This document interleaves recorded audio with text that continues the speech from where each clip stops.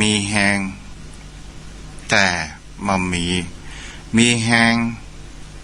มีเวลาแต่บ่มีทรัพย์ประการที่สองมีแรงบ่มีเวลาแต่มีทรัพย์ประการที่สาม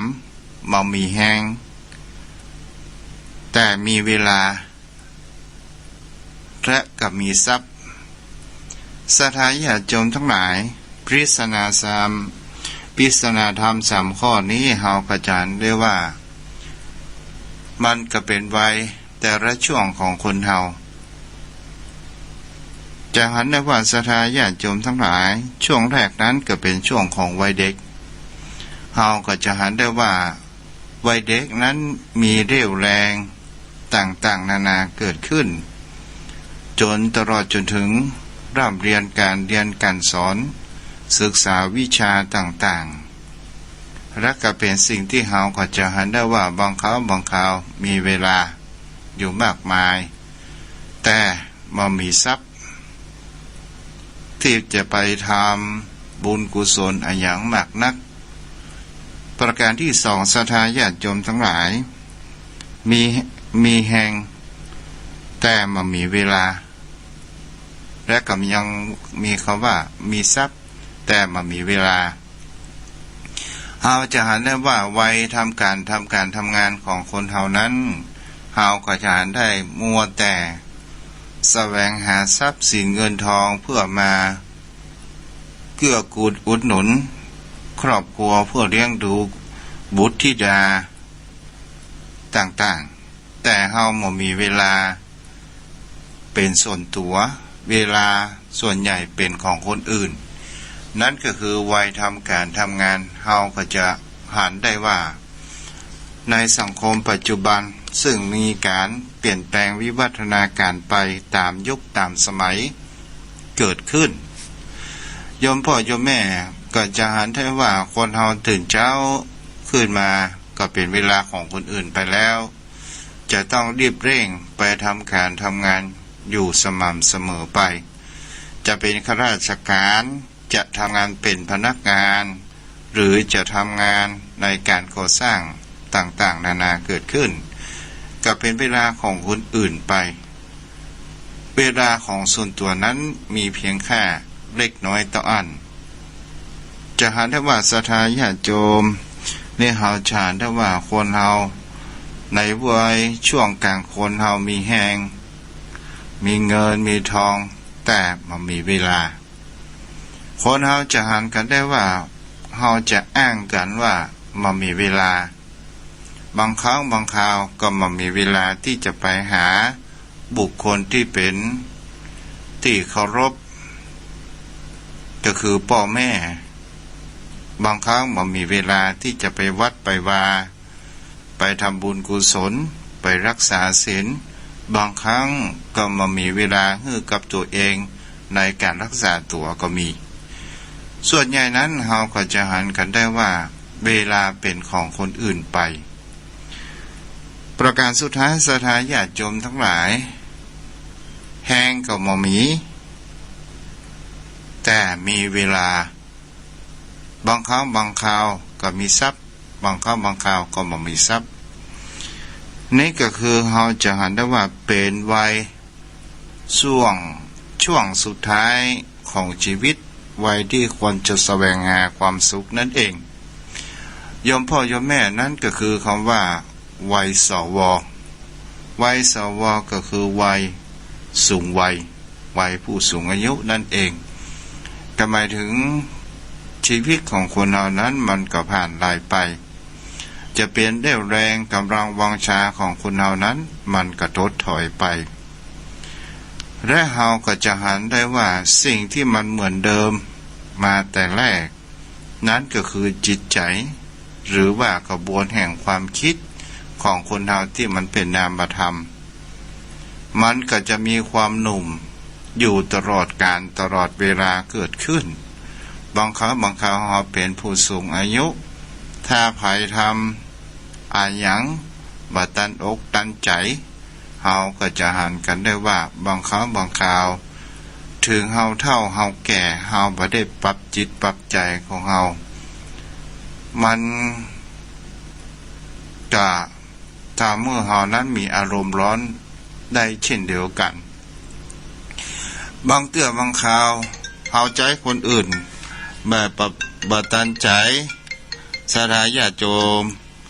แบบบ่ตันใจก็จะหันได้ว่าเฮานั้น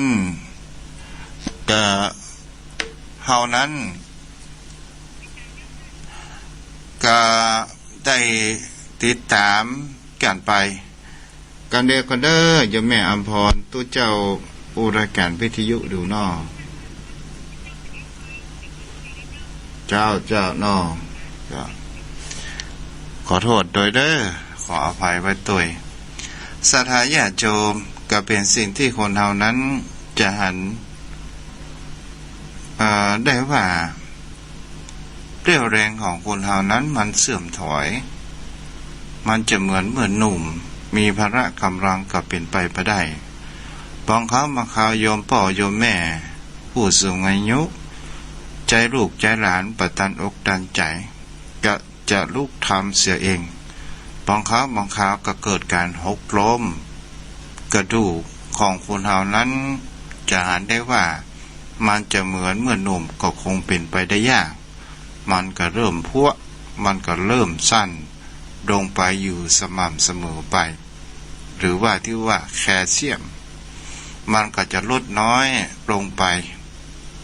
ศรัทธาญาติโยมทั้งหลายเฮาก็จะเห็นได้ว่าวัยเป็นวัยผู้สูงอายุนั้น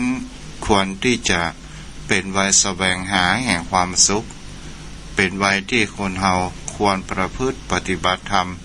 การเกิดขึ้นนั่นเองนี่ก็คืออยู่ในช่วง3วัยโดยกันศรัทธาญาติโยมทั้งหลายวัยที่เป็นวัยช่วงวัยกลางเนี่ยวัยทำการทำงานโยมพ่อโยมแม่ก็ลองสังเกตว่าย้อนไปในอดีตด้วยความคิดของคนเฮาทำการทำงานเมื่อเฮาหนุ่มยกของนักเหมือนเบาเหมือนว่าเล่นไปต่างๆนานาเกิดขึ้นเปิ้นคนเฒ่าคนแก่บอกว่าคนจะไปแบกของนักเด้อคนขี้ค้านตายหลังหักศรัทธาญาติโยมทั้งหลายคำนี้มันก็เป็นปริศนาคือว่าถ้าเฮายกของสิ่งนักๆเมื่อเฮาหนุ่มๆแต่เฮาจะไปลำบากเมื่อแก่ปุ่นมันจะทำให้กระดูกกระเดี่ยวของเฮาบ่อยู่กับร่องกับรอยอย่างนี้เกิดขึ้นตลอดจนถึงศรัทธาญาติโยมพ่อโยมแม่ถ้ามีลูกหลายทำงานแจ้งก็ออกจากบ้านกลับบ้านก็มืดซุ่มซิมหรือว่าค่ำเย็นในขณะนี้ก็ตามบางครั้งบางคราวจะหันได้ว่าเพื่อที่จะหาปัจจัยเงินทองซื้อข้าวอาหารมากินเลี้ยงลูกเลี้ยงเต้าศรัทธาญาติโยมทั้งหลายและเฮาก็จะหันกันได้ว่าทุกสิ่งทุกอย่างมันก็เปลี่ยนแปลงไปเฮาเลี้ยงลูกเลี้ยงหลานของเฮาจนใหญ่จนโตแล้วสุดท้ายเฮาจะเห็นได้ว่าร่างกายของคนเฮานั้นมันก็มีความทรุดโทรมเกิดขึ้นแต่บางคนมีภาระกำลังอยู่เป็นวัยผู้สูงอายุแต่มีความแข็งแรงเกิดขึ้นศรัทธาญาติโยมทั้งหลายถ้าเฮายังมีภาระกำลังยังไปทำการทำงานได้สามารถที่จะไปสร้างสิ่งดีๆให้กับตนตัวของเฮาเช่นเฮาได้มีจิตอาสาจากความรู้ของเฮาช่วยเหลือสังคมเท่าที่เฮาทำได้บางครั้งบางคราวเฮาอยากจะทำบุญกุศลถ้าเฮามีทรัพย์สินเงินทองเฮาอยากจะทำบุญทนุบำรุงพระพุทธศาสนา สร้างตาหน้าบารมีไว้ให้กับตนตัวของเฮาเองเฮาก็สามารถที่จะไปทำได้แต่สถานญาติโยมโยมพ่อโยมแม่ถ้าเฮาหมดเรี่ยวแรงล่ะเฮาจะหันกันได้ว่าถ้าเฮาหมดเรี่ยวแรงแล้วจะไปที่ไหนไปไกลก็บ่ได้มันก็จะมาเหมือนหนุ่มสินจำก็บ่ดีบางคราวบางคราวต้องรอลูกรอหลานถึงจะไปวัดไปวาได้เป็นสิ่งที่เฮาก็จะหันกันได้ว่าสิ่งอย่างที่สำคัญมากที่สุดบนโลกใบนี้นั้นก็คือคำว่าโอกาสที่เฮามีอยู่โอกาสที่เฮาเหลืออยู่เฮาจงรีบกระทำขนขวายสิ่งที่คำว่าเป็นบุญเป็นกุศลกันเกิดขึ้นนี่แหละศรัทธาญาติโยมทั้งหลายถามว่าการทำบุญกุศลมันก็มีโดยหลายทางด้วยกันทางด้านที่ลงทุนก็อยู่กับโยมพ่อโยมแม่ก็คือการให้ทานเฮาก็จะต้องซื้อต้องหาจะถวายพระทหารเพลเฮาก็จะต้องซื้อกับข้าวกับปลามาทำอาหารเพื่อถวายพระทหารเพลถวายพระสงฆ์องค์เจ้าเฮาจะทำบุญตักบาตร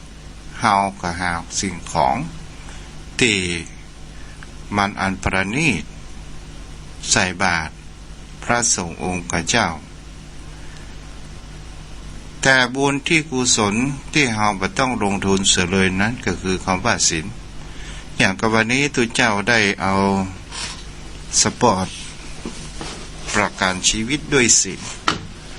ประกันชีวิตด้วยศีลแห้นั่นเองโยมพ่อโยมแม่เฮาก็จะหันได้ว่าโฆษณาตัวนี้เป็นสิ่งที่ดีควรนำเอามาเผยแพร่ก็เป็นการทำให้โยมพ่อโยมแม่ก็ได้ตึกตองดูว่าคนเฮาถ้าเฮาประพฤติศีลประพฤติธรรมเฮาได้ทำเป็นผู้รักษาศีลอย่างน้อยก็คือขอให้มีศีลแห้และก็จะนำพาครอบครัวของเฮานั้นมีความสุขจะนำพาสิ่งดีๆเข้ามาในชีวิตตนตัวของเฮานั่นเองนี่แหละศรัทธาญาติโยมทั้งหลายเอากระตึกตองสังเกตว่าบางสิ่งบางอย่างโอกาสเมื่อมันมาแล้วเฮาจงรีบกระทำกันแต่ถ้าว่าเฮาพลาดจากโอกาสไปก็จะทำให้เฮานั้นเศร้าใจเสียใจเฮาจะเห็นได้ว่าช่วงหนุ่มๆของคนเฮาบ่ชอบในการเล่าเรียนศึกษาบุคคลใดที่บ่ชอบในการเล่าเรียนศึกษาสุดท้ายศรัทธาญาติโยมทั้งหลายเพื่อนของตัวเองที่ชอบเล่าเรียนการศึกษาเขาก็เติบโตได้ดิบได้ดีบางครั้งก็ไปเป็นนายพลนายพันบางคนก็เป็นครูเอาว่าอย่างกันไปแต่ตนตัวของเฮาอยู่ในคำว่าเฮายังมีอาชีพรับจ้างหรือว่าเฮายังบ่มีความเฮาทำการทำงานกว่าเฮาจะได้เงินมาแต่ละครั้งหยาดเหงื่อของเฮานั้นต้องไหลเหงื่อไหลเพื่อนน้องว่าเหงื่อไหลคายย้อยถึงจะได้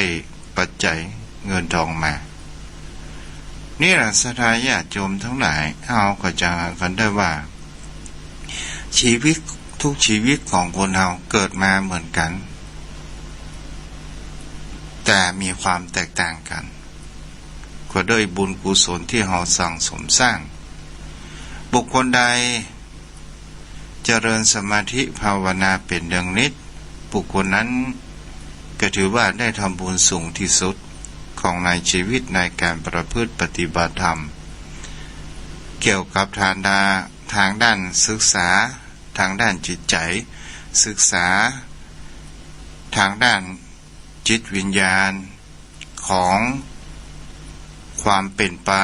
ไปของชีวิตของมนุษย์บนโลกใบนี้ มือนกับท่านอาจารย์พระครูอภิวัตรได้ได้จ่าไปเมื่อตะกี้นี้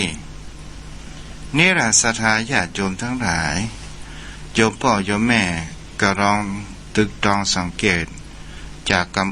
ำจาของทุเจ้าวัดทุ่งประเกตจะไปฟังเชื่อเด้อเฮือตึกตองศึกษาก่อนโยมพ่อโยมแม่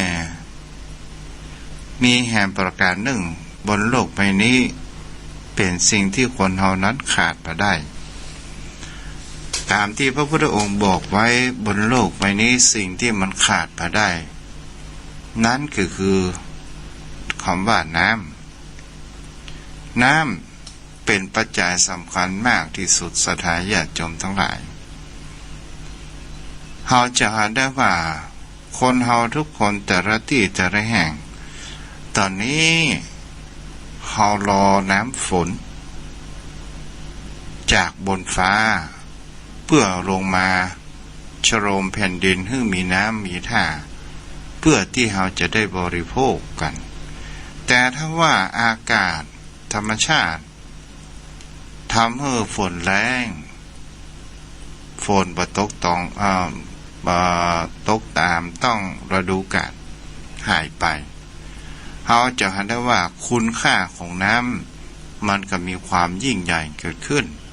แม้กระทั่งธรรมชาติของบนโลกใบนี้จะเป็นต้นไม้ตลอดจนถึงสรรพสิ่งสรรพสัตว์ทั้งหลายตลอดถึงชีวิตของคนเฮาทุกคนก็ต้องอาศัยคำว่าน้ำและก็เป็นสิ่งที่เฮาก็จะหากันได้ว่าที่คนเฮานั้นขาดมาได้แห่งประการหนึ่งก็คือความว่าน้ำใจในประเทศไทยของคนเฮานั้นมีความว่าคำว่าแรงน้ำใจจัดเกิดขึ้นเฮาก็จะหากันได้ว่าช่วงที่ผ่านมาช่วงที่โดนเหตุการณ์โควิดระบาดหนักศรัทธาญาติโยมทั้งหลายคนเฮานั้นก็บ่ได้ออกบ้านออกจองไปทำอาหารการกินอะไรอย่างที่ไหนแต่ก็มีผู้มีน้ำใจได้ช่วยเหลือประชาชนอยู่ศรัทธาญาติโยมทั้งหลายนี่ก็คือคำว่าน้ำใจนั่นเองนั้นน้ำใจนี่เป็นนามธรรมน้ำกินเป็นรูปธรรมน้ำใจศรัทธาญาติโยมเป็นสิ่งที่คนเฮานั้นควรจะมีอย่าเหือดแห้งถ้าน้ำใจเหือดแห้งไปแล้วจิตใจของคนเฮานั้นมันก็ห่อเหี่ยวไปและเฮาก็จะเห็นได้ว่าประเทศไทยของเฮานี่แหละที่คนมีน้ำใจกันเป็นส่วนใหญ่ช่วยเหลือซึ่งกันและกันโจรฝรั่งคนต่างประเทศผู้ได้มาคบคนไทยก็ชอบประเทศไทยนี่เราจะเห็นได้ว่าบนโลกใบนี้ขาดน้ำมาได้ตามหลักของพระพุทธองค์โยมพ่อโยมแม่จงมองรักธรรมของพระพุทธองค์นั้นเป็นธรรมชาติเพราะว่าพระพุทธองค์นั้นส่วนใหญ่รักธรรมจะอุปมาธรรมชาติการทั้งหมดจะเห็นได้ว่าอุปมาเหมือนดังธรรมชาติศรัทธาญาติโยมทั้งหลายเหมือนกับต้นไม้ต้นหญ้าก็ตามเราจะเห็นว่าต้นไม้แรกเริ่มมันกระพิดอกออกใบกันเกิดขึ้นเวลาถึงฤดูแล้งมันก็จะต้องมีการผลัดใบเปลี่ยนใบกันเกิดขึ้น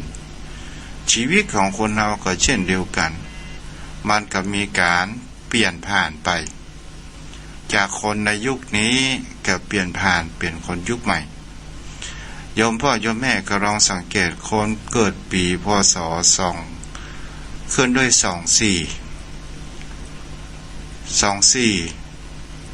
พ.ศ. 2400ก็คงจะมามีแล้วเหลือเพียงแค่ตังปลาย2475มีพ่องก็เหลือน้อยลงไปทุกที ต่อไปก็จะมาสู่ในยุคของหมู่เฮาทั้งหลายก็คือคนที่เกิดพ.ศ. 2500เฮาก็จะหันได้ว่ามันก็เปลี่ยนแปลงผัดผ่านไปอยู่สม่ำเสมอมันก็มีการเปลี่ยนแปลงไปโดยอัตโนมัติตามระบบของกฎเกณฑ์ของธรรมชาติการเกิดขึ้นเฮาจะหันได้ว่าในช่วงโควิดนี้ก็คือมีการเปลี่ยนแปลงระบบของธรรมชาติและผู้คนไปได้ด้วยกันและเฮาก็จะหันกันได้ว่าปัจจุบันเฮาจะไปที่ไหนหน้ากากก็เป็นสิ่งที่สำคัญในชีวิตของคนเฮาและเฮาจะหันได้ว่าต่อไปมันก็จะเป็นวัฒนธรรมเกิดขึ้นโยมพ่อโยมแม่ก็ลองสังเกตดูว่าถ้าเฮาแบบใส่หน้ากากแล้วเฮาไปที่ใดที่หนึ่งจะเป็นที่ข้าราชการก็ตามจะเป็นตลาดนัดก็ดีจะเป็นร้านสะดวกซื้อก็ดีถ้าเฮาบ่ได้ใส่เฮาจะเป็นคนแปลกประหลาดกว่าคนอื่นและจะดูสายตาทั้งหลายจะมองเฮาเป็นตัวอันตรายมากที่สุดนี่แหละเฮาจะเห็นได้ว่าต่อไปมันก็จะเป็นวัฒนธรรมไปโดยอัตโนมัติเกิดขึ้น 2. งานศพศรัทธาญาติโยมทั้งหลายต่อไปคนเฮาการทำอาหารการกินเลี้ยงกันเมื่อก่อนนั้นมันก็จะหายไปต่อไปมันก็จะเป็นข้าวกล่องแจกข้าวกล่องกันไปขายมีงานศพงานสร้างอะไรยังแจกข้าวกล่อง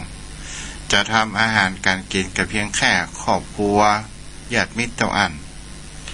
นี่ก็คือพอวิถีชีวิตของคนเราเปลี่ยนแปลงไปต่อไปคนเราจะอยู่ในคำว่าระเบียบนั่นก็คือคำว่าเว้นระยะห่างศรัทธาญาติโยมทั้งหลายต่อไปนี้เฮาก็จะหันได้ว่าคนเฮาจะนั่งเว้นระยะห่างและจะเป็นระเบียบกันจะนั่งยัดกันเหมือนกับว่าเฮาเข้าลิฟต์เพิ่นก็มีเครื่องหมายคือเฮายืนท่านั้นท่านี้และก็มีจำนวนคนเท่าอันเท่าอี้นี่ก็คือเป็นวัฒนธรรมที่มันจะเปลี่ยนแปลงไปและก็จะทำให้เฮานั้นรู้สึกว่ามีความปลอดภัยเกิดขึ้นนี่แหละต่อไปวิถีชีวิตเก่าๆมันจะเหลือเพียงแค่เรื่องเล่าและจะเป็นอดีตต่อไปในอนาคตฉะนั้นวันเวลาเป็นสิ่งที่สำคัญที่สุดในชีวิตศรัทธาญาติโยมพ่อโยมแม่เมื่อเรามีโอกาสพบปะกับพระพุทธศาสนาถือว่าเรานั้นโชคดีมากที่สุด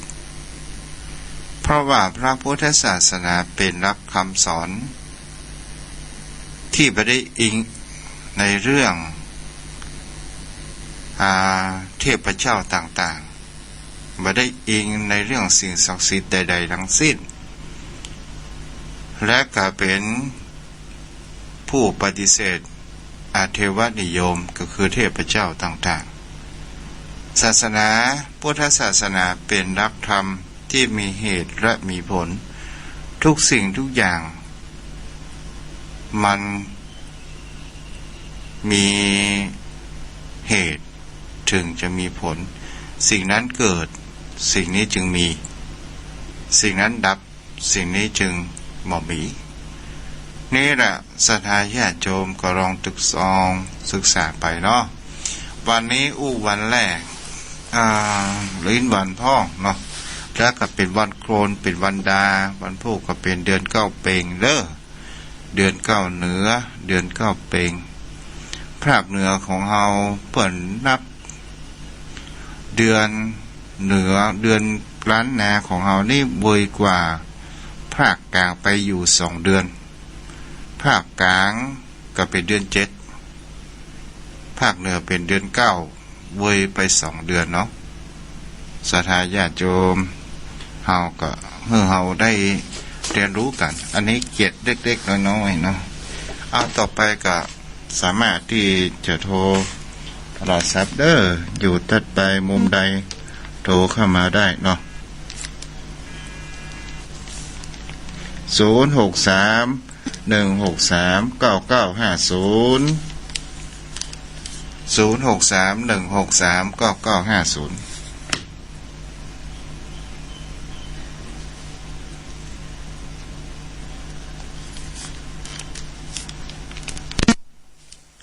โทรเข้ามาได้เด้อ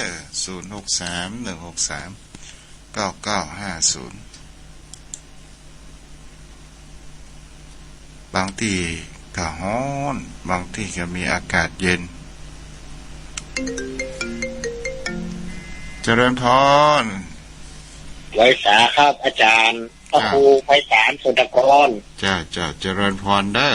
อันนี้ได้ดนตรีได้ล่ะเล่นดนตรีได้หรือยังนี่ได้800ก่อนโอ้ดี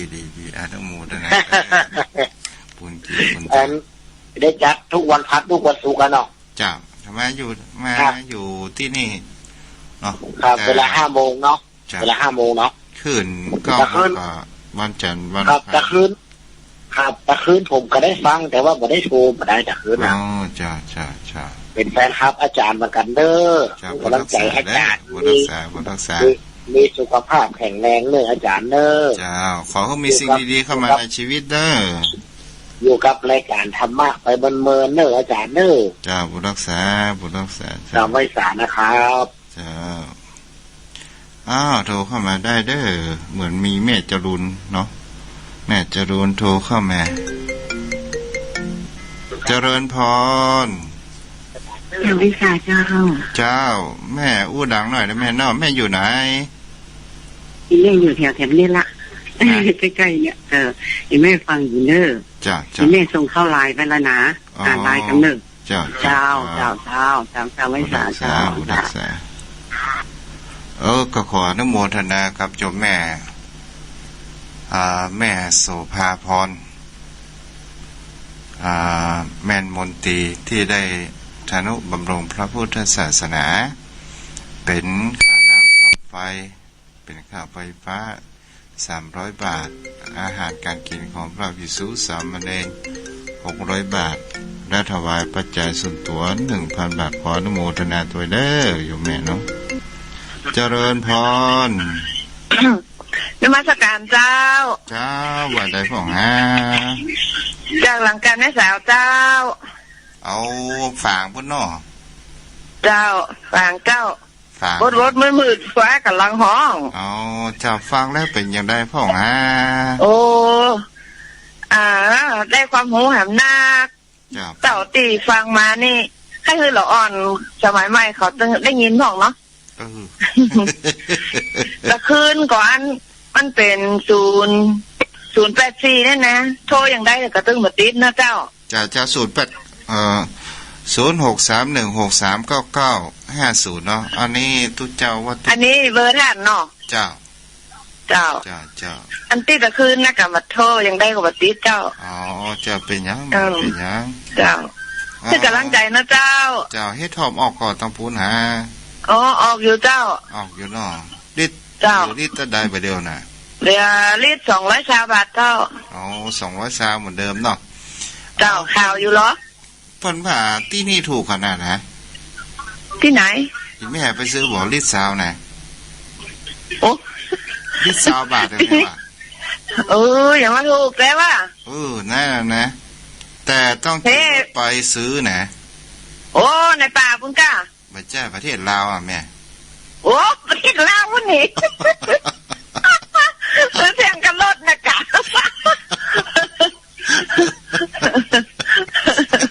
โอ้ยกำลังใจนะเจ้าบุญรักษาได้แม่ได้นมัสการเจ้านมัสการเจ้าฝากเนาะโทรเข้ามาได้เด้อ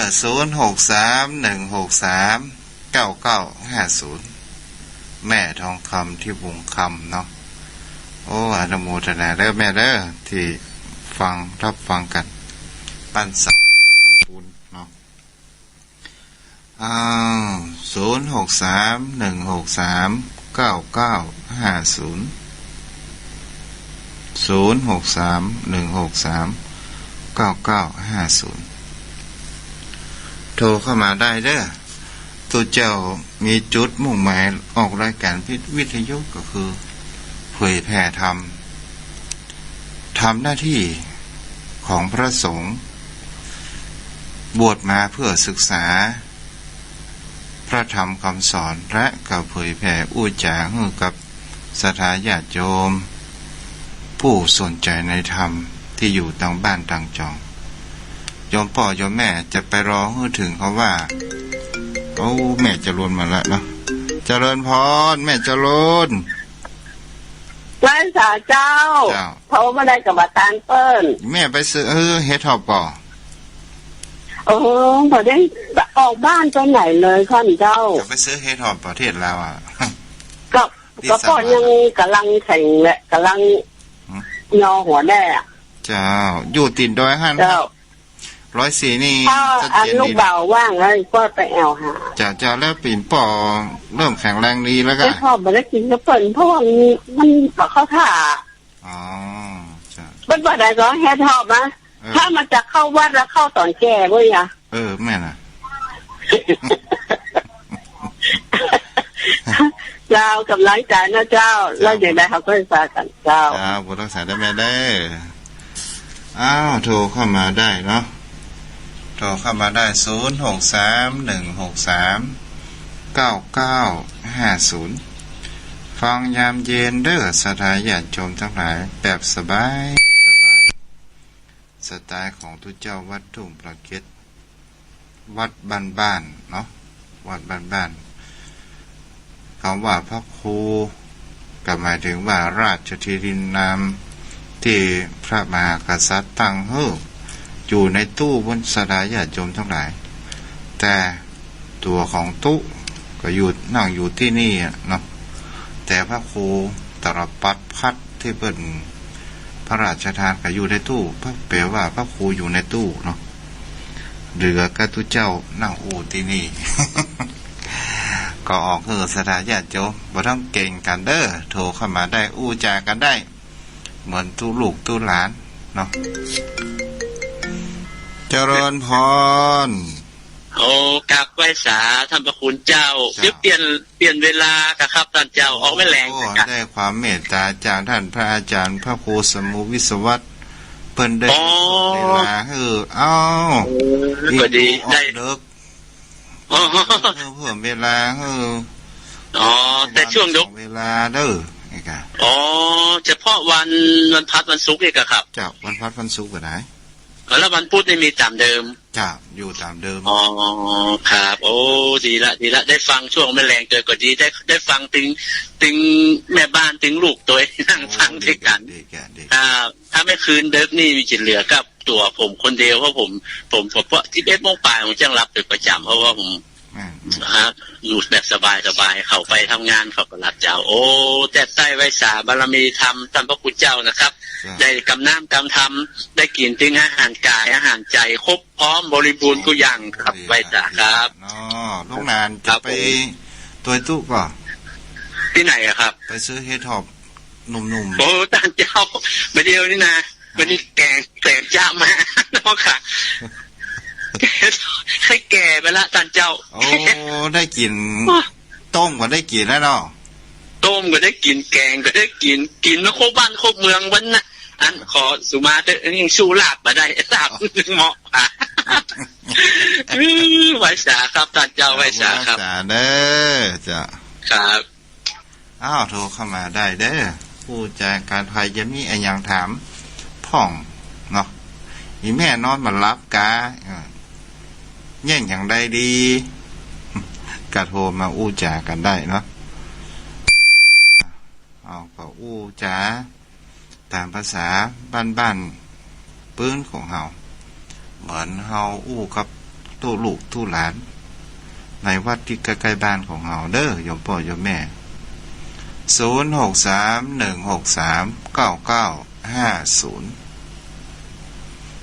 รเข้ามาได้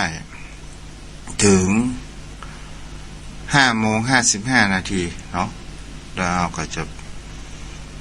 บางสายแล้วก็เคารพธงชาติต่อจากนั้นก็คงจะเป็นการเวลาของสถานีเนาะ0631639950พี่น้องทางฝางก็ดีพี่น้องทางดอยหล่อปากทางเจริญพี่น้องทางลำปูนเนาะหรือว่าพี่น้องที่เครือข่ายขึ้นสีขาวของอาจารย์ท่านพระครูอภิวัตรหรือว่าอาจารย์บรรจงที่รับฟังอยู่ก็โทรมาเด้อถ้าอยู่ทางไรมุมใดแจ้งใดของเมืองล้านนาของเฮาก็โทรเข้ามาได้เนาะ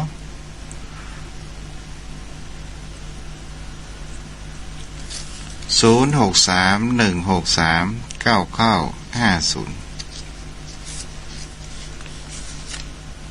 ถ้ามามีไผทุกเจ้าก็จะอูดไปตัวเด้อถ้าจะโทรมาก็โทรเข้ามาได้เลยเนาะยมพ่อยมแม่วิถีชีวิตโอ้แม่เราพิมพ์แม่ไว้เจริญพรแม่เจ้าไหว้สายแม่ยังฟังอยู่เนอะว่าโดยมาตั้งแต่ท่านพระครูอภิวัตรละโอ้เจ้าถ้าไม่ละเจ้าแม่ยายมาละเจ้าก็ได้ไปไหนก็เชียงครัวจะไปวัดบรรพุกนะแกอ๋อจ้าบุญรักษาได้แม่เด้อเจ้าไหว้สาเจ้าสาธุจ้าแฟนพันธุ์แท้เนาะยมพ่อยมแม่พูดถึงว่าวิถีชีวิตของคนเฮาเนี่ยเฮาจะอ่านได้ว่าคนส่วนใหญ่เนี่ยจะตกอยู่ในอำนาจของกิเลสตัณหาต่างๆและคนส่วนใหญ่จะมาหันธรรมแต่เมื่อจะหันธรรมก็ต่อเมื่อเวลาหนึ่งเจอวิกฤตที่เกิดขึ้นกับในชีวิตของตนตัวเช่นเจอวิกฤตแห่งปัญหาต่างๆนานาโตครับเจริญพรกราบใต้ไว้สาเจ้าท่านพระคุณเจ้าแม่อยู่ไหนอยู่บ้านทาดอยสระปีเจ้าบ้านทาดอยสระปีจะได้ฟังชัดเจนดีแม่ฟังชัดเจนเจ้าแม่อยู่ขึ้นอะไรอย่างขึ้นอย่างนั้นเนี่ย94เจ้าเฮ็ดหอบันหาก็มีเนอะถ้าการดอยแก้วนี่มันล้ำเป็นเฮ็ดหอเมืองลาวดิสบาสน่ะเจ้าอันนี้เฮ็ดหอบในพูนเปื่อลูกจากบงผางเมสะแง่ติดต่อกับลำปางมันเจ้าตามพูดมาเนาะเจ้าท่านพ่อครูวัดหงขี้เสือเพิ่นก็ยังมาซื้อเลยอันใจซื้อของมันหานะมันจะซื้อของเมืองลาวนะเจ้าก็เรียกว่าเฮ็ดทอบถูกถ้าเมืองลาวนี่มันพ่นยามามันม้าไก่มันแปลงเฮ็ดทอบคนแปลงเอามันจะเฮ็ดทอบมันธรรมชาติอันใจแม่เจ้ากับไตไวสาถ้าท่านพระครูผ่านมาลำปางนะจะขายของประจำอยู่ศุกร์เสาร์ติด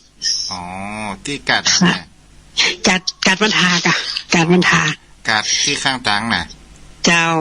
บ่ได้ไปเมืองแล้วแม่เด้อเจ้าจะขายเป็นของใจคุณมือ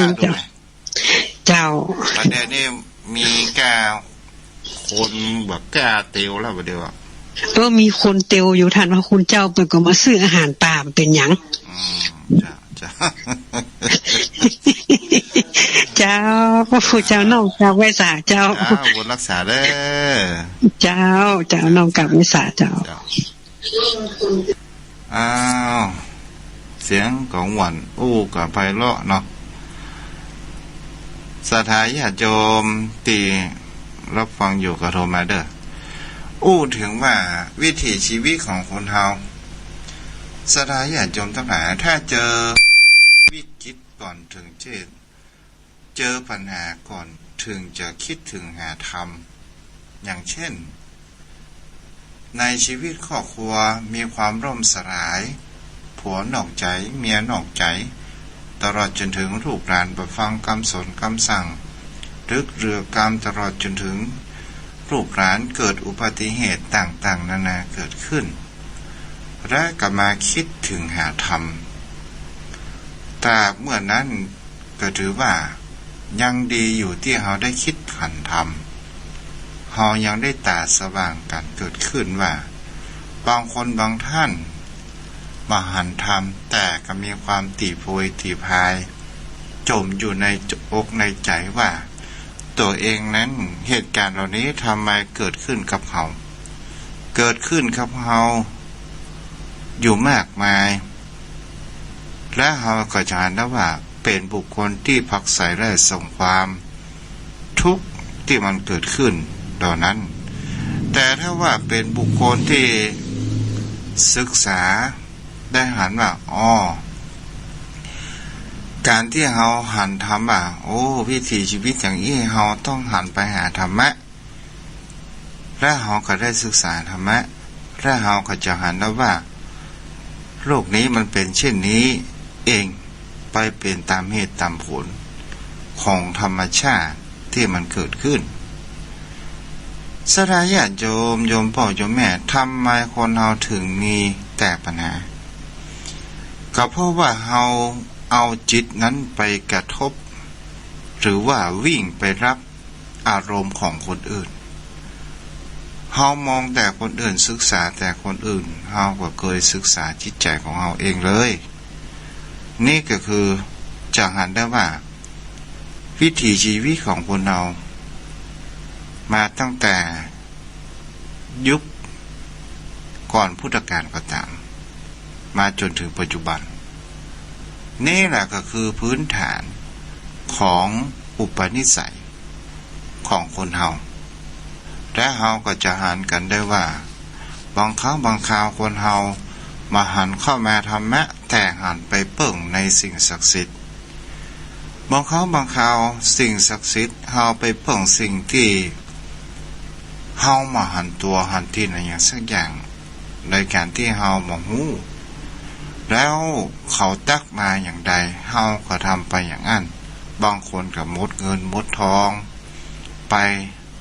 หลายสิ่งหลายอย่างแต่ถ้าว่าเฮาหันมามองเป็นธรรมะเฮาก็จะหันกันได้ว่าเหตุการณ์ที่มันเกิดขึ้นจิตใจของคนเฮานั้นหรือว่ากระบวนความคิดเฮาไปหล่นรับอารมณ์ของเขาและเอามาปรุงแต่งและเฮาก็มายึดตนตัวของเราเรียกว่าอุปทานแล้วมันก็เกิดความเครียดเมื่อมันเกิดความเครียดสะสมเฮาบ่ได้ระบายบ่ได้อู้ไขฟังมันก็เก็บสะสมไว้อยู่อย่างนั้นแล้วมันก็จะก่อให้เกิดแห่งคำว่าโรคภัยไข้เจ็บติดตามมานั่นก็คือความดันเบาหวานตลอดจนถึงไขมันก็ตามและตอนสุดท้ายคนเฮาจะเป็นโรคซึมเศร้าอยากอยู่ไหนอยากอยู่คนเดียวไปอยากจะอู้กับฝ่ายอย่างนี้เป็นต้นนี่แหละโยมพ่อโยมแม่เฮาลองมาหันศึกษาธรรมรับธรรมคำสอนของพระองค์เฮาจะได้หันคำว่าแสงสว่างความมืดบนโลกใบนี้ถ้าปราศจากแสงสว่างแห่งพระอาทิตย์ก็เหมือนว่าทุกสิ่งทุกอย่างล่มสลายลงไปทั้งหมดแม้สรรพสิ่งสรรพชีวิตทั้งหลายก็จะมามีคำว่าชีวิตเหลืออยู่นั้นแสงสว่างแห่งความคิดก็คือแสงสว่างแห่งปัญญานั่นเองโยมพ่อโยมแม่กันได้ลองได้ศึกษากันเด้อเข้ามาศึกษาธรรมได้มาศึกษาเหตุผลได้ฟังพระสงฆ์องค์เจ้าอยู่กันได้เราก็จะได้ปัญญาแสงสว่างกันเพราะว่าคนเฮานั้นมันจึงบ่เป็นอะไรอย่างมาตั้งแต่เกิดเฮาก็มาลองผิดลองถูกมาศึกษากันเฮายังมีความหวัง ยังมีโอกาสประการที่สองก็คือเราจะไปให้เวลาความเจ็บเป็นเข้ามาในชีวิตก่อนถึงจะหันทำถ้าว่าเราปล่อยให้เวลาเจ็บเป็นประสบายมาถึงตัวของเราก่อนสถานญาติโยมบางคนก็กลับมาหันทำได้อยู่บางคนก็บ่สามารถที่จะกลับมาได้เพราะว่าบางครั้งบางคราวการตอบสนองของธาตุทั้งสี่ของจิตของเซลล์ปัญญาของเรามันมามีสมองของเราจะบอกครบสมบูรณ์แบบกันเกิดขึ้นแต่ถ้าว่าเรากลับมาได้อยู่ก็ยังถือว่ามีเปอร์เซ็นต์50อยู่ยังได้อยู่ยังหันทำอยู่แต่ถ้าว่าเราปล่อยชีวิตไปความเจ็บความเป็นก็มาถึงและเราก็ยังมาหันทำเถอะมาถึงตอนเวลาที่เราใกล้ตายเวลาใกล้ตายสถานญาติโยมทั้งหลายอายังก็บ่ได้เตรียมอย่างสักอย่างที่จะออกเดินทางไปปลายทางเราจะขึ้นรถไปสะดุ้ง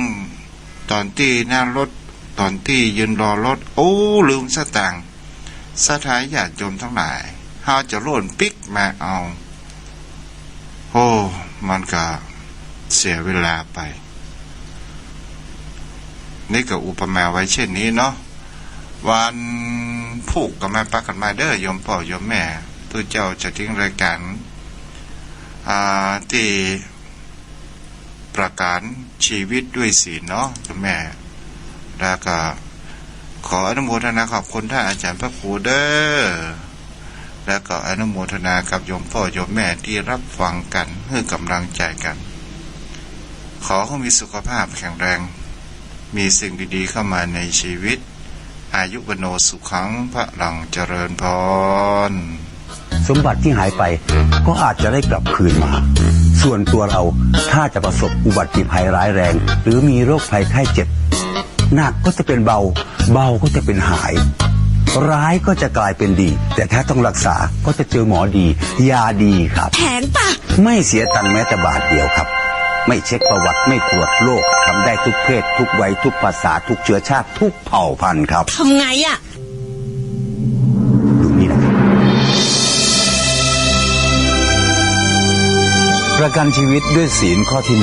1ให้มีสุขภาพแข็งแรงอายุยืนยาวปานาติปาตาเวรมณีฉันจะไม่ฆ่าสัตว์ประกันไม่ให้ทรัพย์สินเสียหายหรือเสื่อมสภาพเร็วเกินไปด้วยศีลข้อที่2อทินนาทานาเวรมณีฉันจะไม่ลักขโมยประกันครอบครัวให้อยู่เย็นเป็นสุขและอบอุ่นรักกันยาวนาน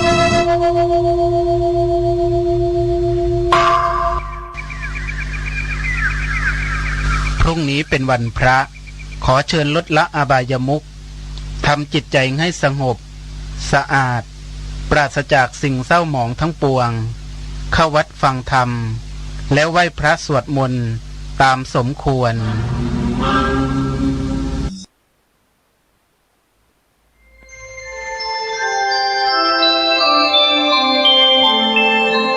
ขณะนี้ท่านกำลังฟังสถานีวิทยุกระจายเสียงคลื่นเพื่อการศึกษาพระ